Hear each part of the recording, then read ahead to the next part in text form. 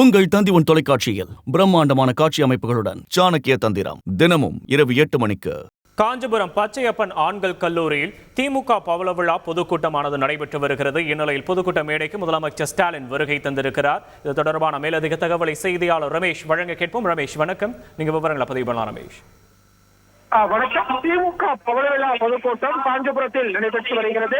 பொதுக்கூட்டம் மேடைக்கு வந்த திமுக தலைவரும் முதலமைச்சருமான திரு மு க ஸ்டாலினுக்கு திமுக தொண்டர்கள் உற்சாக வரவேற்பை அளித்தனர்.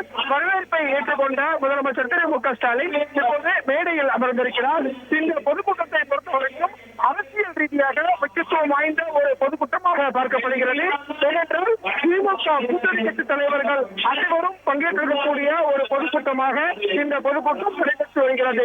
குறிப்பாக மதிமுக பொதுச் செயலாளர் வைகோ, திராவிட கழக தலைவர் வீரமணி, காங்கிரஸ் மாநில தலைவர் செல்வ பெருந்தகை, விசிக தலைவர் திருமாவளவன், தமிழக வாழ்வுரிமை கட்சி தலைவர் வேல்முருகன் உட்பட திமுக கூட்டணியில் இருக்கக்கூடிய 20 அரசியல் கட்சி தலைவர்கள் இந்த பொதுக்கூட்டத்தில் பங்கேற்றிருக்கிறார்கள்.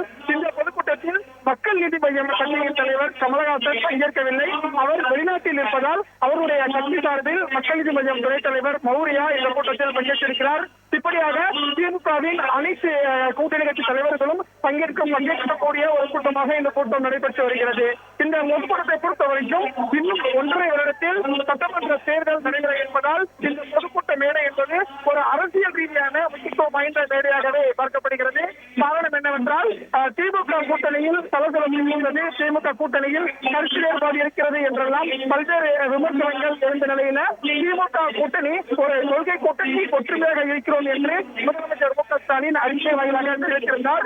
இப்போது அதை உறுதிப்படுத்தும் விதமாகவே இந்த பவள விழா பொதுக்கூட்டம் நடத்தப்படுவதாக அரசியல் விமர்சகர்கள் எல்லாம் தெரிவித்திருக்கிறார்கள். அந்த வகையில் இந்த பொதுக்கூட்டம் என்பது ஒரு முக்கியத்துவம் வாய்ந்த ஒரு பொதுக்கூட்டமாக பார்க்கப்படுகிறது.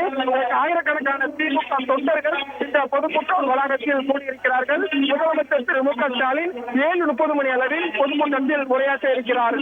திமுகவை பொறுத்தவரைக்கும் ஆட்சியிலும் கட்சியிலும் பல்வேறு மாற்றங்களை செய்திருப்பதாக தகவல் வெளியாகும் நிலையில் அந்த மாற்றம் என்னவாக இருக்கும் என்ற எதிர்பார்ப்பு ஒரு பக்கம் தொண்டர்களுக்கு இருக்கக்கூடிய சூழலில், மற்றொரு பக்கம் இந்த பொதுக்கூட்டமும் அரசியல் ரீதியாக முக்கியத்துவம் வாய்ந்த ஒன்றாக பார்க்கப்படுகிறது.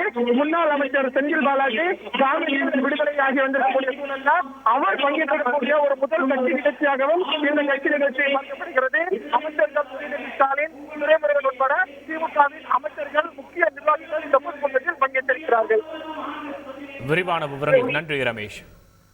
உங்கள் தந்தி தொலைக்காட்சியில் பிரம்மாண்டமான காட்சி அமைப்புகளுடன் சாணக்கிய தந்திரம் தினமும் இரவு 8 மணிக்கு.